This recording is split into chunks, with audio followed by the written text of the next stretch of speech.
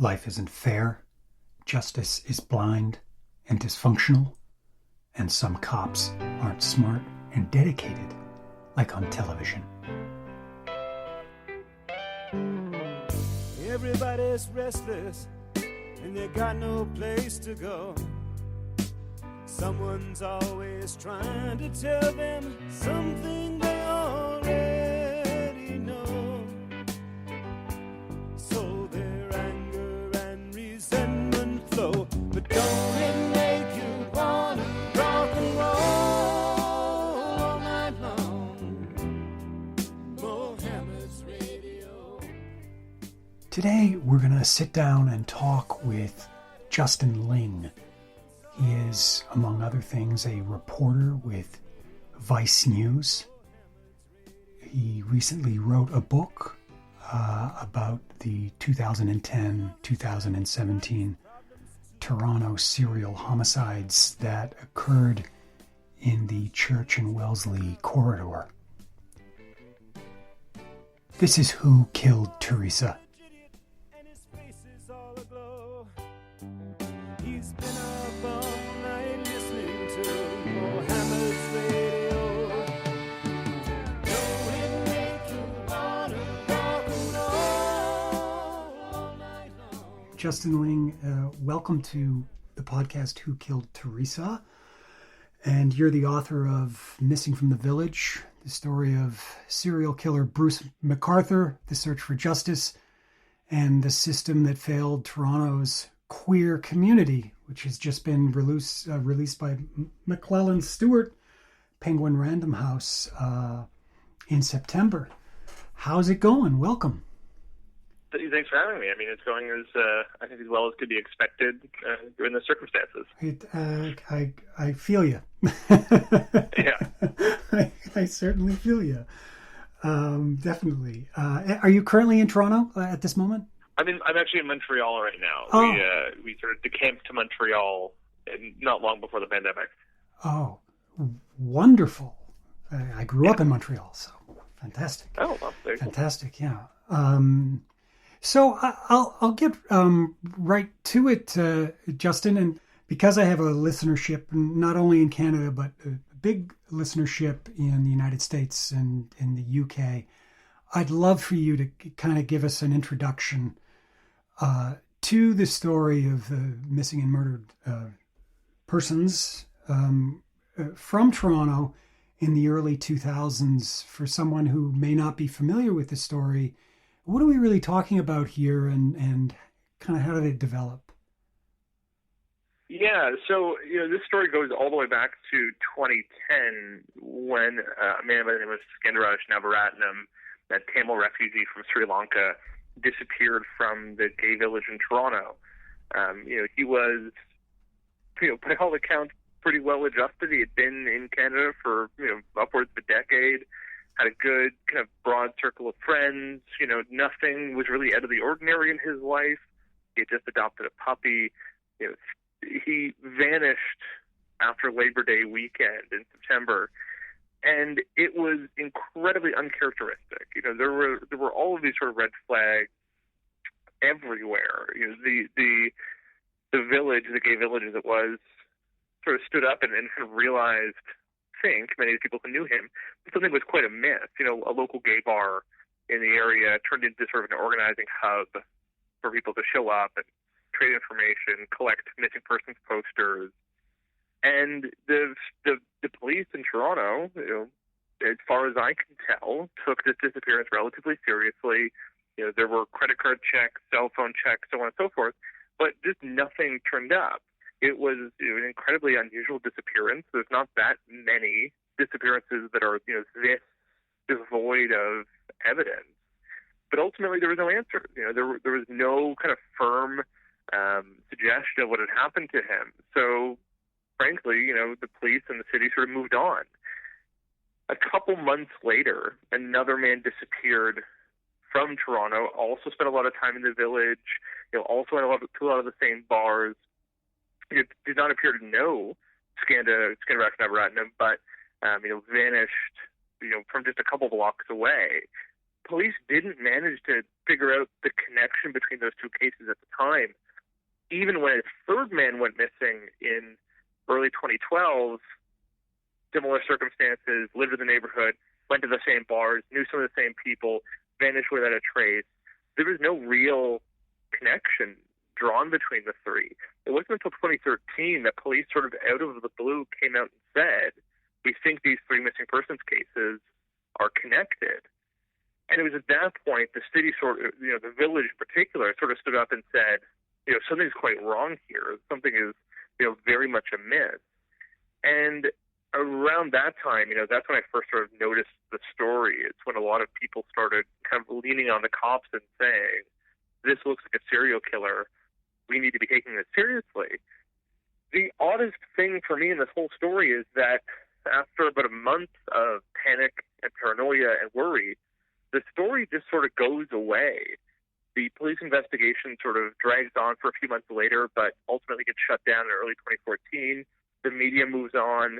The city sort of forgets about it. And for years, there was no update. There was no news, no investigation.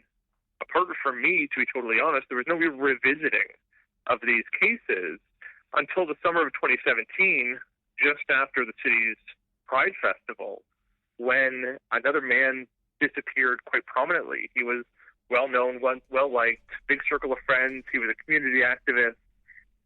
And he just vanished into thin air right after the Pride Parade. And it was at that point the city realized something was quite wrong all over again. The police opened a proper investigation, realized that there was not just one more missing persons case, but two. So now there was a sum total of 5 very mysterious, very sudden, abrupt disappearances. And that investigation dragged on for, upwards of 5 months until finally in early 2018, police made the pretty shocking announcement that they had made an arrest in the case. 66, I think at the time, year old Bruce McArthur. And quickly realized, again, it was worse than they imagined. It wasn't 5 victims, it was 8. 3 men had disappeared in the ensuing years without anyone really noticing. So, yeah, you realize it's sort of a broad and wide explanation, but, it I think what's always staggering to me is just how long this went on for, and just how many times people had to sort of poke the city and the police and the media and say, something has gone really wrong here. And despite all that, nothing really came of it until way too late. Yeah, it's interesting because I had Jessica McDermott and Gladys Reddick on the program, and one of the questions I asked them was, what surprised them the most, and they both almost rang in at the same time. That they said it was surprising to them or frustrating that they even had to write the book Highway of Tears to begin with. Yeah. That it took that long. I think in the case of the Highway of Tears, Highway 16, it took over a decade for the story to even clip over to the national press. It was really much a Western story. And you kind of mentioned that you had 3 people missing, and by 2015, none of the major newspapers in Canada had revisited these stories. Yeah, I mean, that's exactly right. And I'm still sort of grappling with why that is, right? I think to some degree, newspapers and television stations are really loath to posit their own theories here, right? So you have the police who, particularly in Canada, are loath to comment publicly on anything. So, and you have a media that are sort of skittish and afraid and very conservative about, offering what I think are very credible theories about, major crime cases. And what you get in the end is just this sort of vacuum of information, right? So when I was writing these stories about these missing men, I came out and said it. I said the strong possibility is that there's a serial killer. It is not common. It is extremely, unbelievably uncommon and unlikely that you have the type and style of disappearances that we had here, and victims or missing persons who resemble each other both in appearance and lifestyle so acutely. The first three missing men were all in their 40s or 50s, all South Asian or Arab, all bearded, all around the same height and general build, and all of whom went on the same dating apps and went to the same bars. It is unfathomable that three people who resemble each other that closely would vanish into thin air without any kind of trail or credit card statement or cell phone ping or rogue email or whatever. But nobody was willing to say that, and it strikes me as really dangerous, to be totally honest. If you were a reporter in the downtown east side of Vancouver in the late 90s, early 2000s, and people were telling you, hey, listen, we haven't seen 6 of the girls who work here recently, the responsible thing to do would be to come out and say, hey, listen, this is the telltale sign of a serial killer, when people start disappearing from neighborhoods that get overlooked. And how much, we haven't really kind of just nailed it, but how much do you think plays into it the fact that 4 of the victims were named, or the initial victims, Skandaraj, Hamid, and Salim, and the 4th one was named Andrew, the very prominent one who was known in the community. I mean, you talk a little bit about missing white woman syndrome and how this was kind of similar to that. Certainly in the Highway of Tears case, I don't think it has been, some have been critical of the fact that it wasn't until Nicole Hoare disappeared, who was white, and somebody said, well, yeah, she was from a Tony neighborhood, so all of a sudden people started to pay attention. How much do you think that played into it? I mean, I think I know your answer, but yeah, I think it's a huge factor. I mean, one thing that does bug me in the story is that sometimes the media tends to sort of smooth over all of the cases and say, well, they were all marginalized, and that's why no one took it seriously, which isn't quite right, to be totally honest. Like, let me really quickly go through, the 8 victims of this case. Please. If Skanda was the first to go missing, he was marginalized in some respects. He was racialized. He was a refugee. He was struggling with PTSD by many accounts. But on the flip side, I mean, he had a lot of social currency. He had a big circle of friends. He had a good job. He had his own place. He just adopted a puppy. He was fine financially. He was not living on the margins of society in any respect. The second victim was Basir. He was married with kids. He had a well-paying job. He was doing relatively well. The third victim was named Hamid. He struggled in some respects. His friends acknowledged he struggled with drug use and alcohol. But again, he had a family and a group of friends who supported him. He had his own place. The 4th victim, there's some timeline issues, but generally speaking, the 4th victim, Sarush, again, married with a stepkid, good paying job, struggled with his past as well, but lives relatively comfortably. Dean was the 5th victim. He was homeless and did experience addiction issues, and certainly that had a huge role to play in the fact that he was never reported missing. Krishna Kumar was next. He was a refugee who came aboard the MV Sun-Sea, which docked in on the coast of Vancouver in 2011. He was in hiding in fear of being deported back to his native Sri Lanka. Salim Ethan was, I think for a larger degree, written off because he had, drug addiction issues, but also had a loving partner who was trying to convince the police that, he wouldn't just take off. And finally, there was Andrew, who had a good job, had a huge circle of friends, had neighbors who looked out for him, had people who realized he went missing as soon as he disappeared. So, there is a complexity in these guys' past. And I think we do some disservice when we just sort of say, and I'm not accusing you of this, but I've seen the media do this a lot. We do this disservice when we just say, oh, well, they were marginalized and that's why no one really took it seriously. The reality is, people don't marginalize themselves. Systems in society marginalize people, right? Systems in society and police and social service agencies decide that people are more likely to disappear or are less worthy of investigation or are, prone to vanishing. But in fact, that is a judgment call that we need to start challenging a little more effectively. Our society says that white women don't disappear, but sometimes drug users or racialized people do. But that's usually wrong. There's actually very little evidence that supports that hypothesis, and it's a really dangerous one that we keep being told enables and allows serial killers to get away with it, and yet we seem to keep doing it, and it's absolutely baffling to me. It's interesting because you're absolutely right. I mean, my point of entry with a lot of these things, one of the reasons I was attracted to your book, which it's really great, by the way, and the Highway of Tears book, and I find my point of entry to be marginalized cultures and subcultures. But the more that I read these things and research them, the more I realize we're just talking about culture.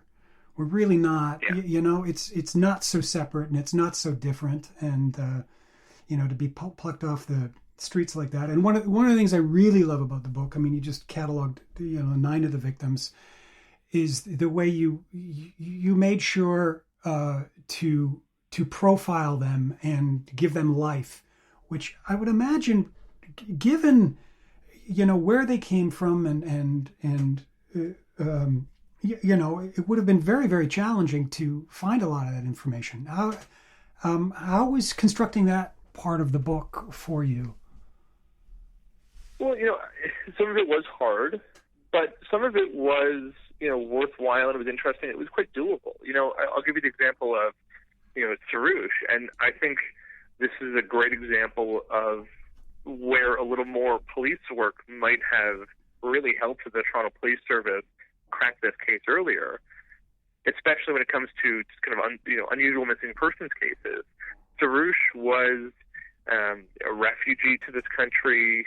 He had language barriers. He had some struggles with addiction, but he had a wife and a stepkid, like I said. But he also had a past in Canada that went back some 20 years. And if you went and looked through that past, you'd find a criminal record. Now, criminal records are sort of an awkward thing to dive into for a murder victim, yet they can be really instructive.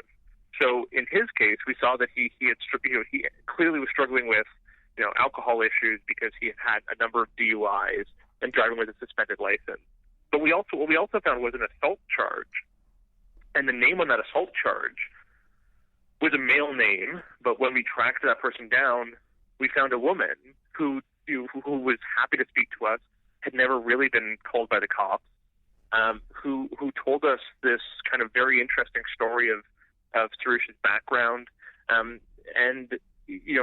actually let us in on the fact that he had spent some time in the gay village and that he had ties to many of the bars where these men had gone. To this point, police were still saying, we don't think Sarouche Mahmoudi has any ties to the other victims or the village, when in fact he had. Now that interview, I think, told us a lot about that, a lot of his backstory, and some of the ways in which police may have written off his disappearance when it was first reported. But if they had called her up at the time, she may well have told them, listen, he has a lot of similarities to these other missing persons cases from just a couple of years ago. So I think that's what's really frustrating, kind of like you mentioned, about some of these marginalization issues, is that they're sort of present everywhere, but they're not definitive in people's lives. The fact that he did struggle with alcohol use should not have defined him, and it should not have defined the investigation into his disappearance. I mean, there's so much more to it. And I think you can make the same argument for the women who went missing on the Highway of Tears. You can make the same argument for the women who went missing on the downtown east side. Their backstories are relevant. They could have been helpful and instructive and useful if they had accurately or adequately been investigated. How much do you think? Because it's amazingly set up and then answered in the book. Project Houston. How much do you feel the expectation of the community about what that task force set up by the Toronto Police, the expectation of the community of what it was for, and what ultimately you reveal it ended up really being about, how much do you think that it hindered things in the investigation early on? It was something that I had, before working on the book, had not entirely realized. And it's that this missing persons investigation, which was set up in 2013, the one I mentioned that sort of kind of transfixed the community, it was, when police announced it, it was billed as an investigation into 3 missing men.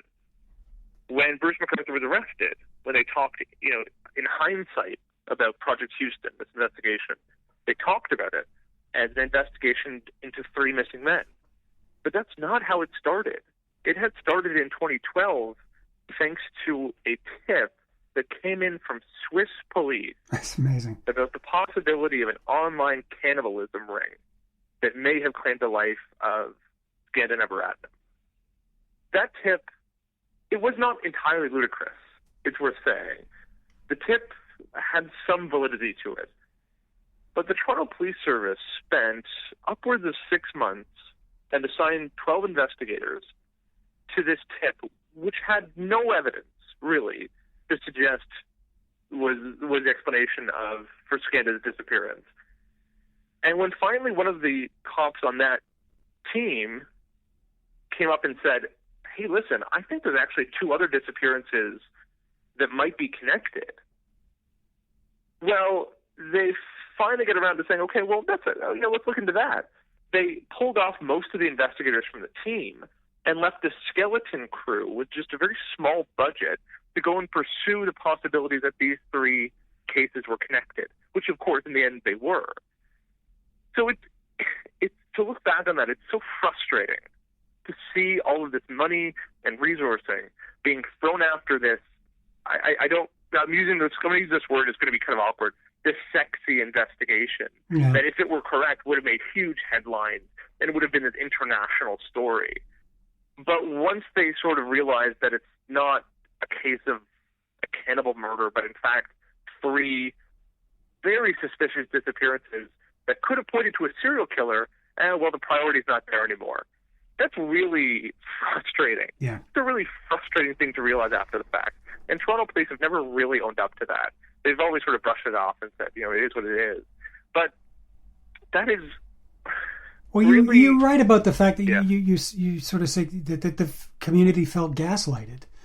Yeah, I mean, and understandably. I mean, at every turn, the Toronto Police Service says, we took this seriously. We always were attuned to the possibility of a serial killer. We followed the evidence. But, at a lot of points in this investigation, you can point to spots where police didn't take that concern seriously, where police were off chasing these bizarre theories instead of, confronting a more obvious reality. There's points in this investigation where you can very concretely say that police chased the wrong suspect for no particular reason. They investigated partners of some of these missing men, despite there being no evidence of this being intimate partner violence, despite there being no evidence that the partner committed the crime. And it really kind of sets up this question of priorities. It sets up this question of, do the police take missing persons cases seriously? And unfortunately, the answer is no. Police take missing persons cases seriously when they feel like it, when they hit the news, when there's clamoring for answers, when, frankly, it's somebody who you wouldn't expect to go missing, a banker from the financial district, or a younger person, or a white woman.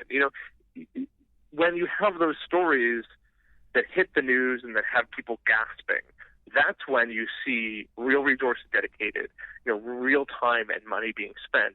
When it's cases of people who are housing insecure, when it's cases of people who have addiction issues, or who are refugees, or who are queer, or who have lives that aren't quite so neat and tidy, well, that's when you see police a bit indifferent, to be totally honest. So it is gaslighting to have them say now, oh, we always took it seriously. Well, Yeah. Sorry, I mean, I'll take it one step further, and because from personal experience, my sister was a missing person for 5.5 months, and then later turned up murdered in Quebec in 1978. And I can tell you right now that they were adamant to express that as a missing person, they made her disappearance fit their narrative, which was if she's a missing person, then she's run away. If she's a missing person, she's pregnant and she's gone to a monastery. This stuff that just came out of nowhere, a completely gaslit, fabricated narrative. Yeah, I don't know if I assume this phrase, I know this phrase doesn't translate to French quite as well, but the Toronto police frequently make references to people vacating their lives. This belief that people sometimes just get overwhelmed and then head off to Aruba or whatever. Yeah, like an elephant going to die or something, right? It's like ridiculous. Pretty good. So let me give you an example of Basir Faizi. Basir had fled the civil war in Afghanistan with his wife and 2 daughters, and came to Toronto. I think in many respects he wasn't particularly happy with his life. He was, I think you could say that he was living in the closet. At the very least, he was admitting he was bisexual, but didn't quite feel comfortable telling his family yet, and was struggling with that. He didn't like his job. He was frustrated with the city of Toronto. There's a whole bunch of things wrong with his life. I think he readily admitted that. But he also spent a lot of time in the village and had friends and had people he saw regularly and had his own little community in the village. The night he disappeared, he had made plans with somebody to see them a couple days later in the village. He drove his car to sort of the north of the village by about 10 minutes, the exact opposite way that of his condo, and his car was later found abandoned. His wallet and phone were missing, but his bank cards and Visa were never accessed again. He hadn't taken money out of an ATM recently. His passport was still at home. He had no other means of transportation. But police, when I called them years later, suggested that he had gone, and I'm going to use really aggressive scare quotes here, he had gone back home. Well, where the hell is home? Home was Toronto. Home was the village. You think he somehow forged a passport and made it back to Afghanistan with no money? Why? He admitted to his friends he didn't want to go back to Afghanistan, at least not in the midst of a war. So how is it that police could perform such, intellectual acrobatics to get to that conclusion instead of coming to the way more obvious explanation, was that he was murdered? And that car was abandoned very close to the home where McArthur worked as a gardener, right? Where he was putting body parts in plant potters, if I remember correctly. Yeah, it was so close that when I first was working on the story, I drove to where his car was found, and just wandering around the community, ended up basically on the front lawn of the house where Bruce McArthur had hidden the bodies. Right. It was walking distance. And yet, police didn't manage to make that connection. It's unbelievably frustrating to look back on. Because, again, if the police had just taken seriously the idea that foul play was involved, things may have been really different. And unfortunately, I think it was sort of left to the friends and family of these men. I mean, I don't think Basir's wife would have been well-versed enough in the Canadian justice or policing system to know to make that line of inquiry a priority for them. And Toronto police didn't seem keen to do it themselves.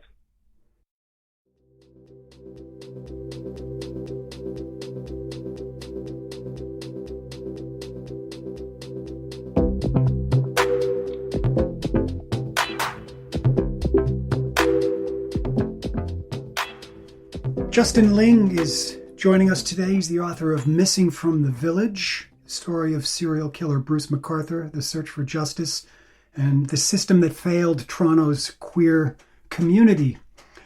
Justin, since the title references the village, for those who have lived there, and you certainly were living there at the time, is my understanding. I lived in the village for a time, so you just kind of go, oh yeah, the gay village. But can you describe it for us? What it was like then, and particularly the sense of community, which comes across very, very strong in the book, and the sense that the people who live there, who were all part of this community, and cared for each other, just weren't buying what the police were peddling. Yeah, I mean, the village is, I think, a very special neighborhood. I'm not the most nostalgic for it. I think there are pros and cons of it. I think the people who live in the immediate area, especially in these huge cooperative towers that sit right in the village itself, where one of the victims actually lives, there is a sense of community. There is a sense of camaraderie, and knowing your neighbors and knowing the people you see on the street. And you're gonna bump into people that if you just kind of wander around for 10 or 15 minutes, which is unusual in many parts of Toronto, Canada's largest city. But on the flip side, there is definitely a feeling that the village is losing some of that community. For a time, especially when the story starts out, there were a lot more neighborhood bars and cafes and affordable housing in the area. And everyone would go to the neighborhood hardware store and shop at the same grocery store and so on. Over time, as housing pressures and gentrification have sort of been visited on the neighborhood, you've seen a lot of those places close. You've seen housing prices and rent prices skyrocket. You've seen many establishments and pillars of the community get knocked down for condos. One of the bars actually at the center of the story is called Zippers, where yes. A lot of these victims had hung out, that became that sort of organizing hub when some of these men went missing. Where a lot of these guys were last seen, actually. It was knocked down in 2016, I think, for a huge condo development that will probably price out even more people in the neighborhood. So there was a sense, and there is a sense in many respects, of community and of collective action around this. But I think it's slowly slipping away, to be honest.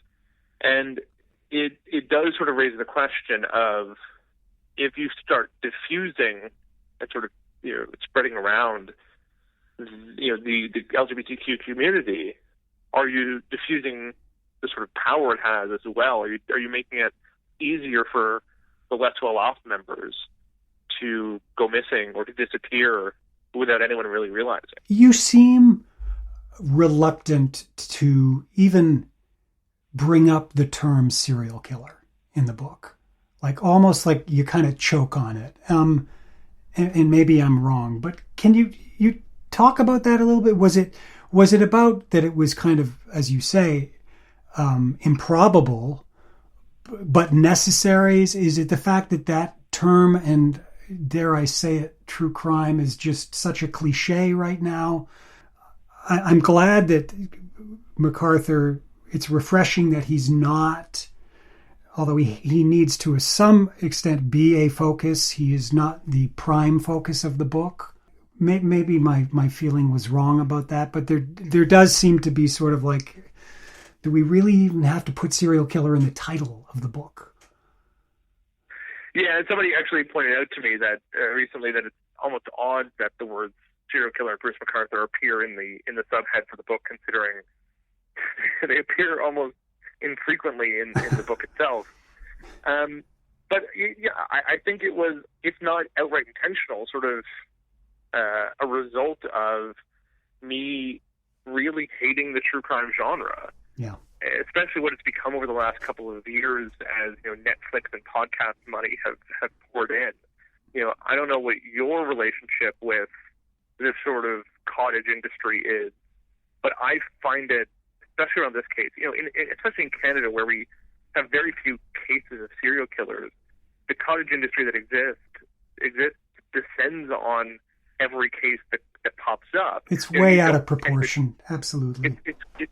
And you don't tend to see these armchair psychologists come out of the woodwork to offer their supposed expertise on, missing and murdered Indigenous women and girls who have not been found or whose cases have not been solved over the years.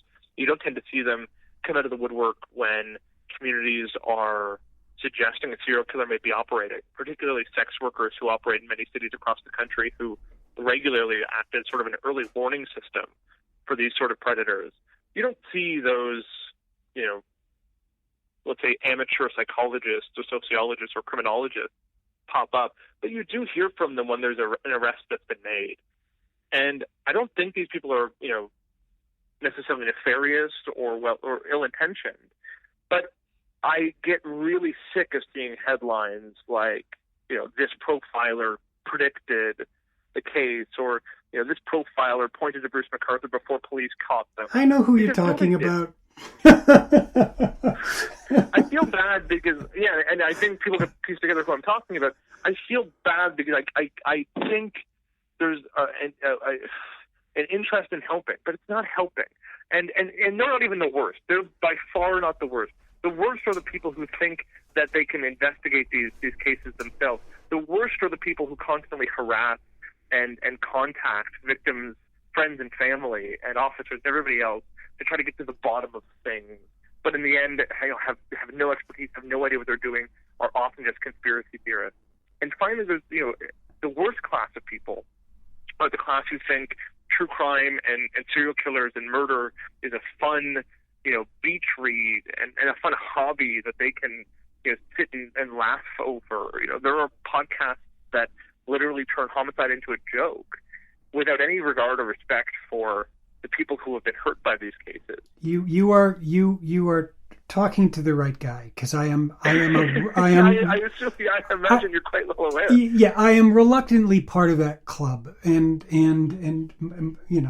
people know I have a book with Penguin Random House 2 called "Wish You Were Here," and I kind of choked when they put serial killer in the title, and but they said to me, it's COVID right now, we're struggling, so I reluctantly, but it's cataloged that way. I personally wish it was cataloged like Missing from the Village as social science, because that's what it just so happens that the book does involve me piecing together a serial killer, but I'm not interested in every aspect of these things. But people had asked me, why didn't I go back and interview in the book the original victims? Because I didn't need to, and they didn't need to be traumatized again. And I have my notes from 15 years ago when I talked to them. Thank you very much. And there was absolutely no need to go down that route again.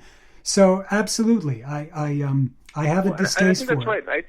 I think as long as you grapple with these stories with a sense of ethics and with the sensitivities of trauma and with an understanding that what you're doing is meant to, comfort victims, hopefully, but optimistically change systems and make policing better and to stop this from happening again. If those are your, mission statements, I think there's a lot of good that comes from, these books and these podcasts and these movies.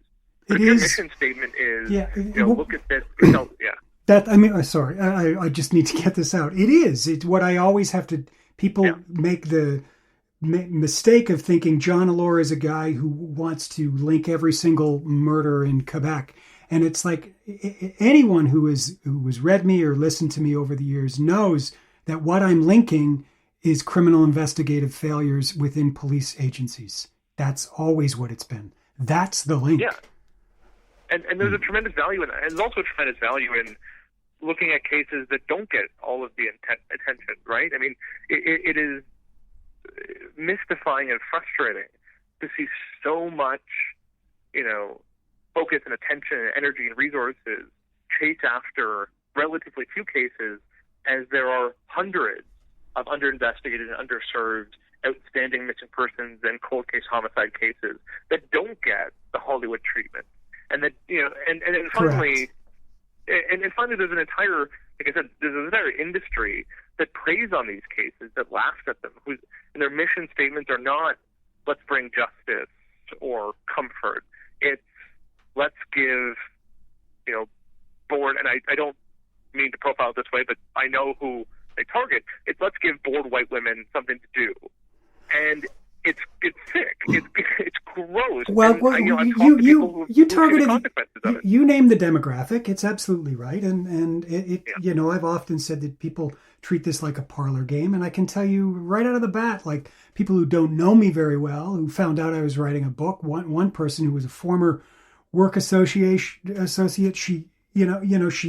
she left where I work years ago, but her first, she felt compelled to contact me on Facebook and say, "Oh, I hear you have a book out on true crime." She said, "I love murder mysteries," and I was like, "Are you? That's my heart on a plate. It's not a murder mystery." Yeah. Yeah, if you like murder mysteries, go read Agatha Christie. Or go read a Jack the Ripper book. Go read a book where all of the folks who have been involved in it have been dead for 50 years. Right. Go do that. Don't glob on to a case where there are still in many ways open wounds. Right? It's horrible, and these people just don't seem to care or acknowledge the consequences for their actions, and it's really unfortunate. I am completely with you, brother. Completely. So you're in Montreal now. Did you leave Toronto? Did you burn out on this case? I guess is what I want to know. I didn't burn it on the case. I burned it on Toronto for sure. It is a city that's become unaffordable and in many cases unwelcoming. My plan for this year was to keep. My plan has always been to spend a huge amount of time in Toronto. I've always spent time on the road, kind of going back and forth across the country. Unfortunately, the pandemic has made that difficult. But I actually am still actively working on a couple of other outstanding cases that have been sort of on the margins of this story.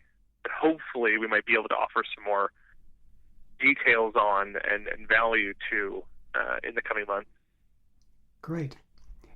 And I'm curious, as a journalist, you seem to straddle interesting worlds. I mean, you were with Vice. I don't know if you're back with Vice, but you've been with old guard news agencies like the CBC.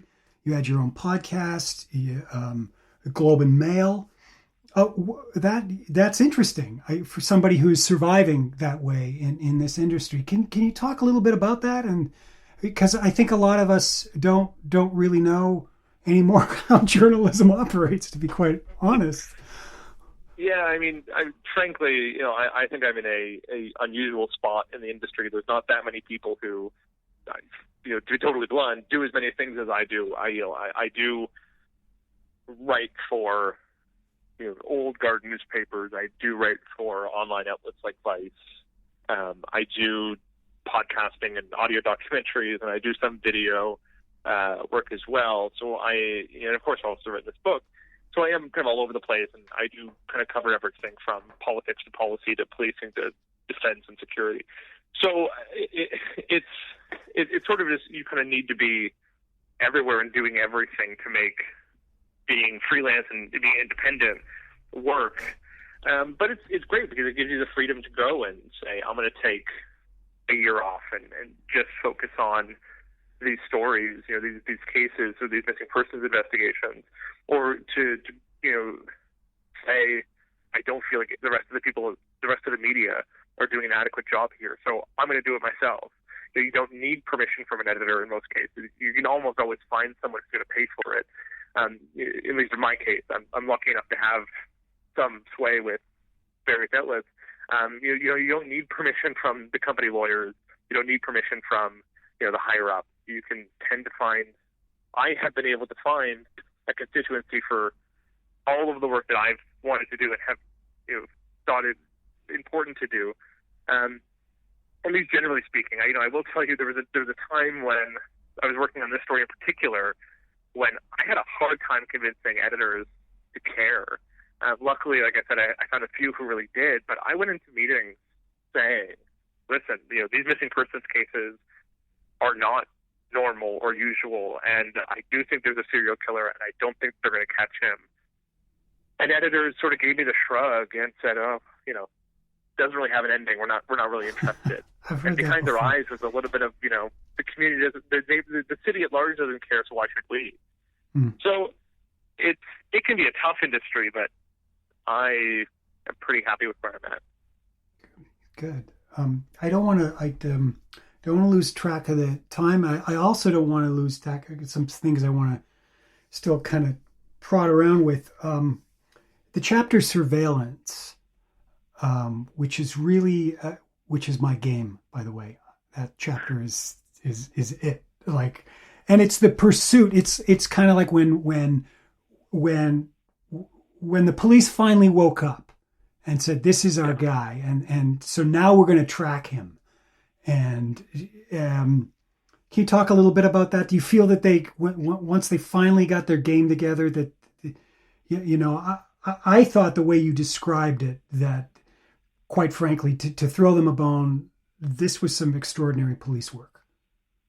It was great police work. And actually, what's really jarring about the police work, you know, there was, if not entirely around the clock, pretty close to around the clock surveillance of Bruce McArthur. There, were basically search warrants executed to search his apartment, to search his van. There were good interviews being done. There were requests being made to Facebook and elsewhere.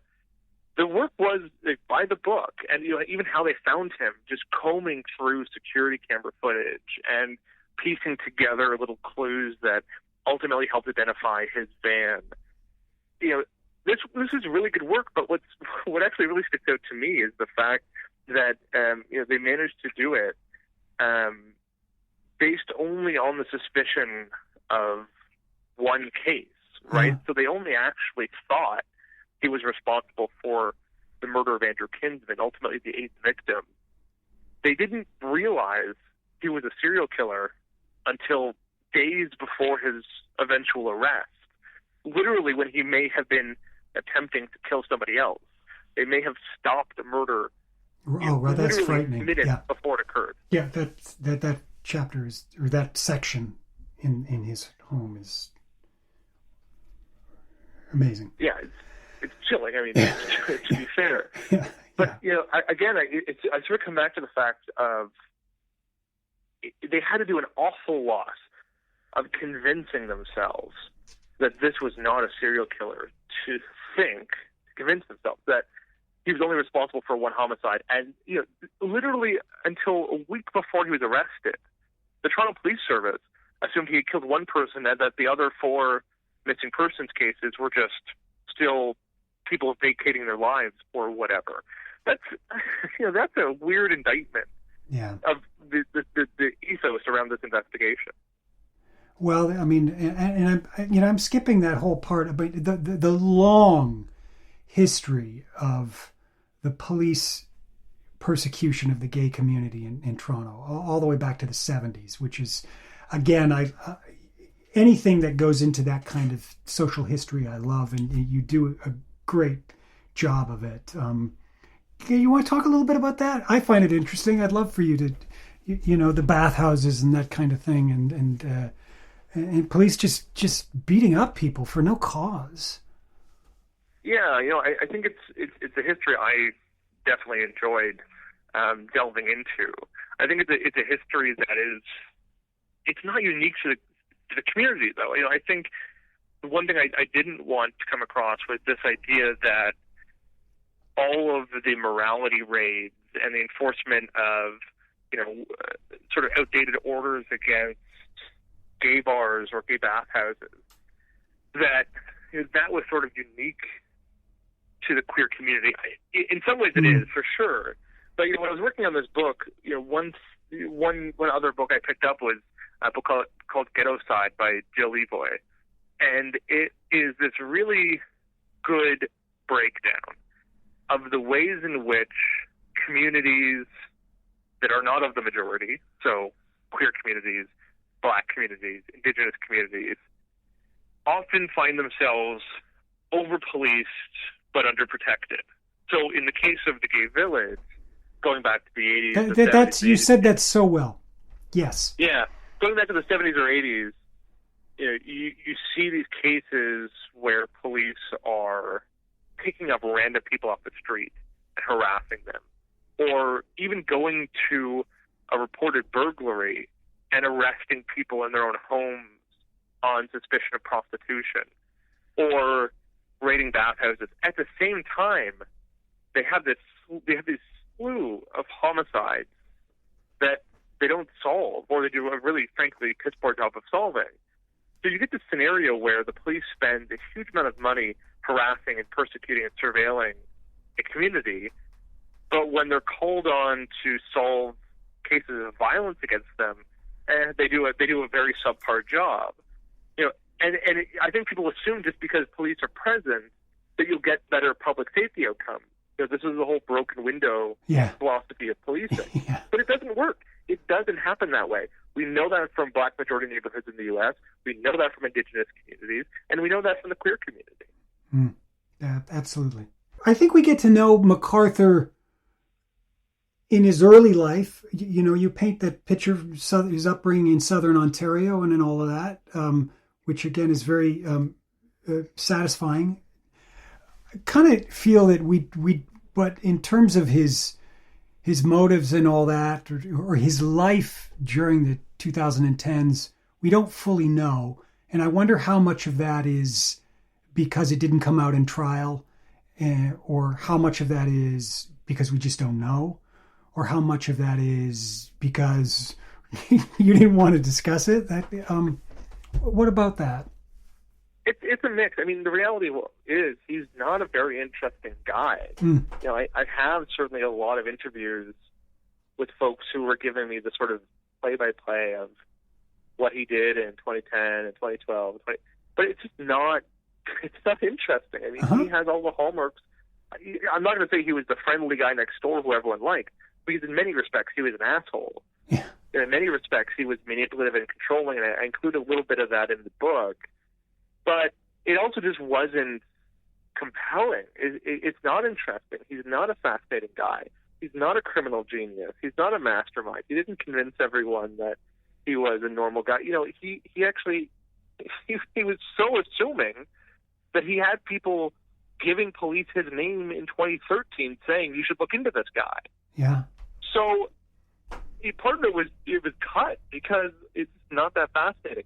And I'm sure you're all too familiar with this, but in most cases, serial killers or serial offenders get away with it not because they're cunning and clever, but because police are incompetent or police are unwilling to follow the trails that they need to. Or systems are so broken that it lets them get away with it. Yes, that they just, exactly. People doing fairly mundane things, McArthur was like this. Well, what did he do? Well, he went to a bar, he picked somebody up, he had sex with them, he went home. Oh, I left out the part where he killed one of them. I mean, it is sort of very, and I do see that kind of pattern. There's nothing really, there's something, the word says predatorial about it. And, how an animal hunts and finds its food is not particularly interesting either, if you actually ever watched it. I think it's a good sort of parable for why a lot of this true crime industry is so horrible. It's that, when you actually sit and watch some of these documentaries or listen to the podcasts or read some of these books, if you really stare at it, you can see the tricks they've used to make these killers seem more interesting than they are. Because that's what you need in an arc for one of these stories, is an explanation for why this person is so capable of getting away with it, or how they eluded authorities, or how they tricked all their friends and neighbors. Well, it's really a setup for the police being heroes, right? Yeah, well, exactly. Or that the police, managed to overcome all of the clever ways in which they eluded capture. But that is a real misdirection in most respects. There are certainly some serial killers who are brilliant and incredibly adept at eluding detection, but the vast majority are dumb, not remarkable criminals who got away with it, not because of their own skill, but because systems weren't working or weren't designed to work. So I think I could have done that, but why? I mean, frankly, why? And the other part of it is, too, that if you convince people that these serial killers are so, another class of human being, that they're almost impossible to detect and stop, well, then we sort of give up on trying to fix it, don't we? We sort of concede defeat and admit that nothing can be done. We should just keep the status quo. But when you turn that on its head and say serial killers are no more adept or, clever or masterful than burglars or kidnappers or, drunk drivers, the only reason they get away with it is because our policing system isn't geared towards catching them. Well, then you have to start confronting the fact that things need to start changing. The guy we profile, Luc Gregoire, was a bumbling, impulsive buffoon who was just driven by his instincts and could have been caught easily many times. Yeah. And that's always, it's same for Robert Pickton. One of Robert Pickton's victims went to police to say that he had attacked her and to say that he would likely have killed other girls. Uh-huh. Well, she wasn't listened to. Yeah. Justin, we're almost at the end of the hour. Is there anything we're missing? Is there anything you'd like to tell us about this book or other projects that might arouse our interests in this time when we need stimulation, and it doesn't have to be entertainment? Well, obviously I worked on an offshoot of this project for the CBC podcast called The Village that traces back a lot of those unsolved homicides dating back to the 1970s. And we're exploring the possibility of sort of adapting that model into other directions, whether that's other cities or other timelines or other groups of people. And I think there is a lot of promise there. I think I would say to people, if you want to go out and start spending time or resources dealing with true crime stories in a thoughtful and respectful way, you don't need to be sitting by the phone waiting for that next unsolved case. Every city in North America, and I imagine Europe, has a litany of cold cases, many of which could be strung together in a potentially compelling way, or potentially accurate way, I should say, that could point to the possibility of either a serial killer operating or of a series of murders targeting groups of people that were allowed to go unsolved. The one thing that really stood out for me in working on these cold cases is that there was actually a really pervasive belief that a serial killer was operating in Toronto in the 1970s and 80s targeting gay men.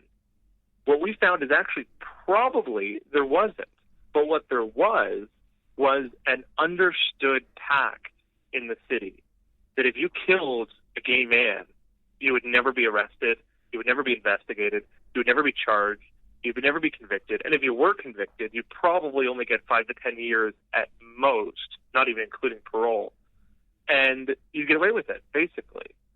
So I think there's a lot of those stories to tell everywhere, and I would push people, if you're interested in pursuing that, to go ask those questions, to go see if there is something you can learn about your own city's history that I think could actually tell you an awful lot about the city's present. And who knows if a serial killer was in fact active in the 70s or 80s or 90s or 2000s, they may still be. I think you can potentially do a lot of good by solving cold cases, and I think they deserve attention. And unfortunately, all too often, city police forces have been happy to expand their anti-drug operations and their anti-terror operations and their anti-money laundering and their cyber and so on and so forth, and have been loath to put money into solving cold case homicides, never mind cold case missing persons files. So I would not encourage every layperson to go start a true crime podcast, but I would say if you're interested in that field anyway, probably a lot to be learned going back to some cases that have been forgotten. Justin, I think that's a great call to action. I sincerely do. And in this country, in the United States, I'll even give people a head start and a push to how to do that. There's a website called the Murder Accountability Project. It's called murderdata.org. And on that, what they've done, essentially it's a database of all the uniform crime reports from the FBI. You can search your town, your county, all the way back to I think 1972, and get a list of all unsolved, solved cases. It doesn't identify the individual, but you can certainly, through a process of matching dates and certainly demographic data, match them through news sources, and that would and in the majority of the cases, yes, a lot of them are unknown and desperately need the assistance of citizen sleuths.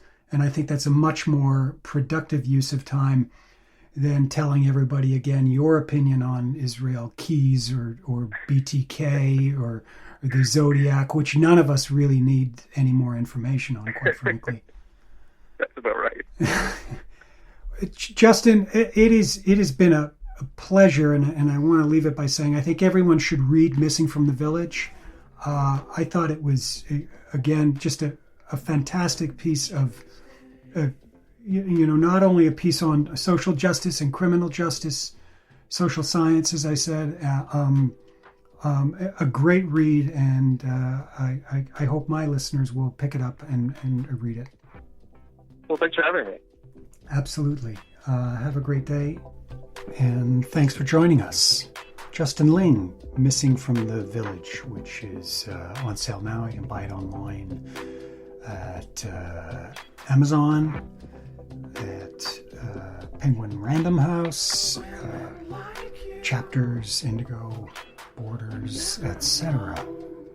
That's our podcast for today. This has been Who Killed Teresa. If you like the podcast, please give us a high 5-star rating on iTunes. Social media, you can follow us. We're on Twitter at Teresa Allure, at TheresaAllore.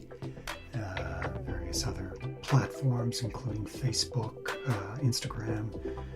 Best place to find us is the website, teresaallure.com, TheresaAllure.com. That's all we have this time. Again, Who Killed Teresa? I'm your host, John Allure.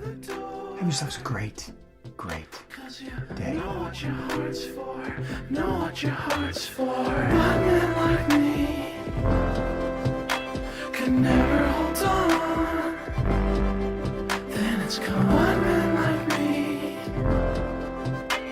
don't know how to behave at all.